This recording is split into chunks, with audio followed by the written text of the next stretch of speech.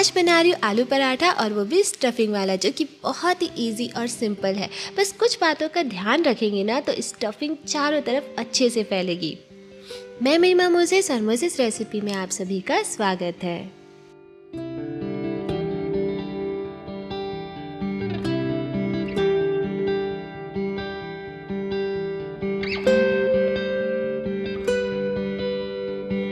चार medium size के आलू लिए हैं और आलू को अब हमें बॉईल करना है और आलू अच्छे से बॉईल होना चाहिए, वरना बिल्कुल भी मज़ा नहीं आएगा। तो सबसे पहले हम डो बनाकर तैयार कर लेंगे। तो इसके लिए मैंने यहाँ पर 2 कप गेहूं का आटा लिया है और इसमें थोड़ा सा स्वाद अनुसार नमक डाला है। एक बड़ा चम्मच भरकर मैंने यहाँ पर तेल भी डाला है। तेल ज़रूर डालें, इससे जो डो है अच्छा सॉफ्ट बनता है और मॉइस्चर को बनाए रखता है, और साथ ही साथ जब हम इसे बेलते हैं तो चिपकता नहीं है, बहुत ही अच्छा लचीला बनता है। आटा गूंथने के लिए वार्म वाटर का इस्तेमाल किया है यहाँ पर मैंने। आप चाहे तो नॉर्मल वाटर से भी गूंथ सकते हैं, लेकिन अगर वार्म वाटर से गूंथेंगे ना तब जब हम पराठा बनाएंगे ना तो पराठा बहुत ही अच्छा सॉफ्ट बनेगा। नमक और तेल को आटा के साथ सबसे पहले अच्छे से मिक्स कर ले और उसके बाद ही इसमें थोड़ा थोड़ा पानी डालकर इसका एक अच्छा सॉफ्ट और स्मूथ डो यहाँ पर रेडी कर लेना है। तो आप यहाँ पर देख सकते हैं कि थोड़ा थोड़ा पानी डाल रही है और इस तरीके से मिक्स करते हुए बहुत ही अच्छे से इसका हम सॉफ्ट डो रेडी कर लेंगे।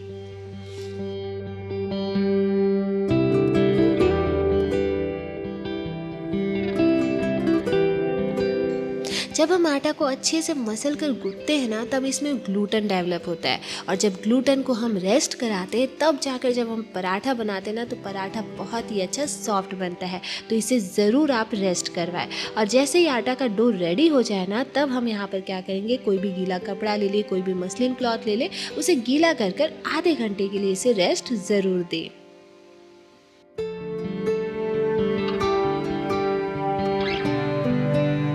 जब तक हम बाकी की चीज़ें कर रहे थे तब तक जो हमारा आलू है वो भी बॉईल होकर तैयार है, और इसे बॉईल होने में 10 से 15 मिनट का समय लग जाता है।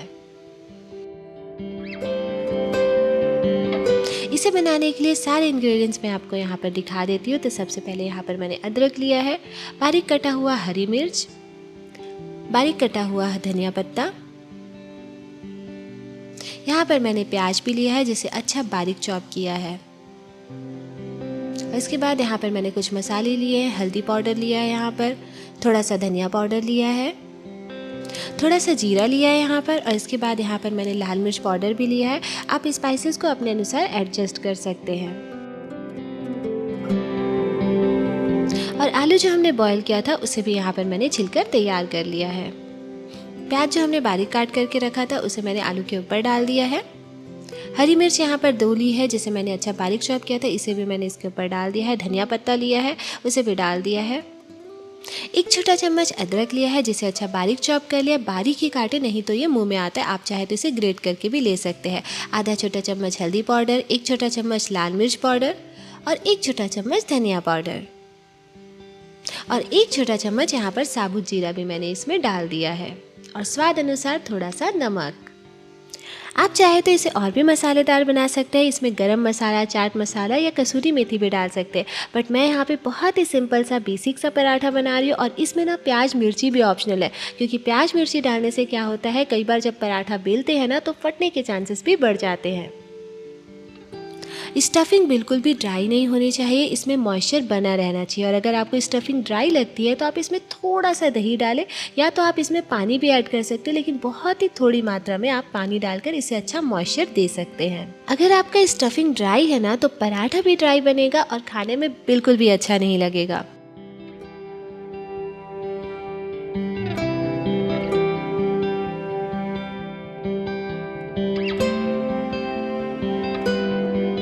तो अब देखिए हमारा परफेक्ट स्टफिंग जो है बनकर तैयार हो गया है। तो अब चलते हैं डो की तरफ। डो को अच्छे से रेस्ट मिल चुका है, तो इसे मसल कर आप एक बार इसे अच्छे से फर्म कर लें।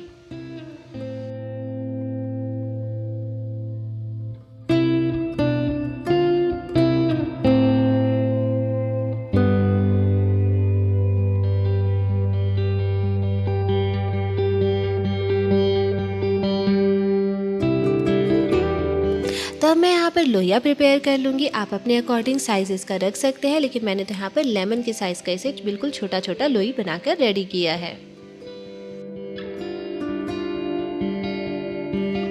अब इसे रोल करके फर्म कर ले, इसमें कहीं पे भी क्रैक नहीं होना चाहिए।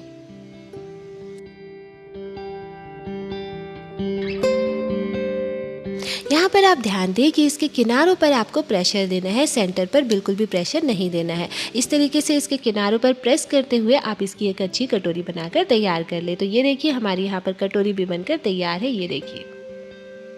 अब आप यहाँ पर देखिए जो इसका सेंटर है वो अच्छा मोटा है, इसका किनारा आप देख सकते हैं पतला है।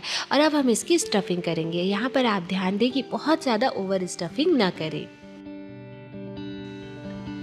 आप यहाँ पर देख सकते हैं कि जो स्टफिंग है वो बहुत ज़्यादा ओवर नहीं है। अब हम इसकी फोल्डिंग करेंगे और ये देखिए हम इसकी फोल्डिंग कर रहे हैं। और अगर स्टफिंग बाहर आए ना तो आप उसे हल्के हल्के इस तरीके से उंगलियों से, हाथों से आप अंदर की ओर कर सकते हैं और उसके बाद आप फोल्डिंग को इसे अच्छे से कर दें।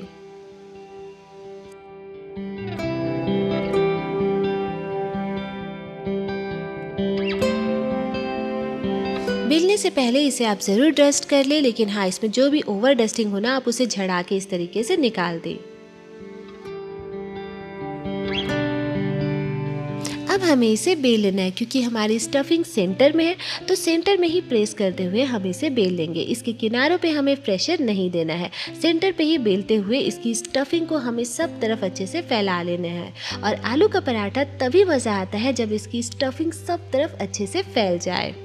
अगर आप इसकी स्टफिंग में प्याज मिर्ची डाल रहे हैं ना तो पराठे फट सकते हैं, पर आप इस पे ज़्यादा मत ध्यान दीजिएगा क्योंकि ये बहुत कॉमन है और इससे इसके टेस्ट में कोई अंतर नहीं आता है। जबकि पराठे जब भी फटते हैं ना तो इससे इसका टेस्ट और भी बढ़ जाता है।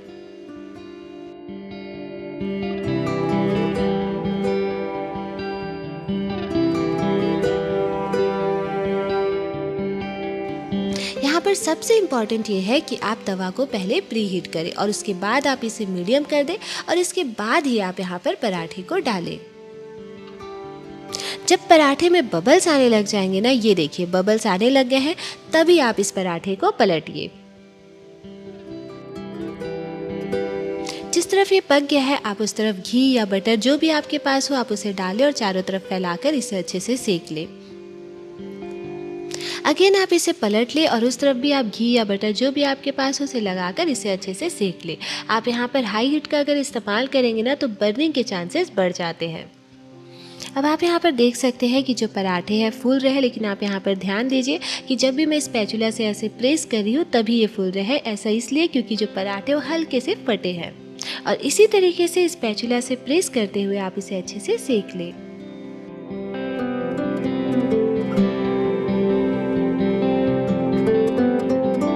और हमारा जो परफेक्ट आलू का पराठा है वो बनकर तैयार है और ये बहुत ही टेस्टी बनता है। मुझसे जुड़े रहने के लिए मोजेस रेसिपी को ज़रूर सब्सक्राइब करें। इसे आप ज़रूर ट्राई करें और अगर आपको पसंद आए तो अपने फ्रेंड्स एंड फैमिली में ज़रूर शेयर करें और एक लाइक ज़रूर करना। तो बनाओ खा एंजॉय करो। Tata bye bye.